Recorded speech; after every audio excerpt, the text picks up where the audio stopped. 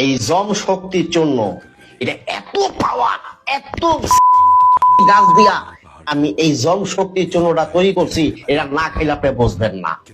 আদম সন্তান হইয়া যদি বেটাটা নারীর বুকে যদি ঠিক মতো তুমি চাবুক না চালাইতে পারো, তাহলে তুমি কিসের বেটা? তুমি তো হেডা হয়ে গেছো। এই দুনিয়াতে পুরুষ বলিয়া তুমি আর কোনোদিন দাবি করিও না।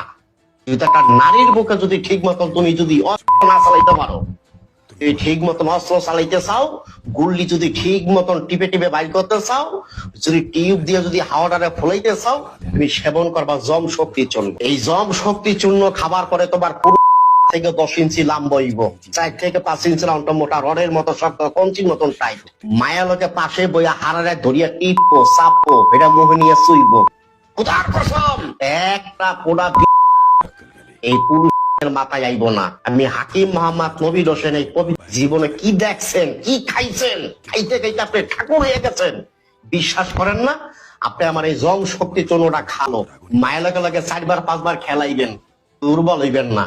গুতাইতে গুতাইতে পানি এক রাইতে 3-4 বার ভাঙবেন। এটার নামই জম শক্তি চূর্ণ।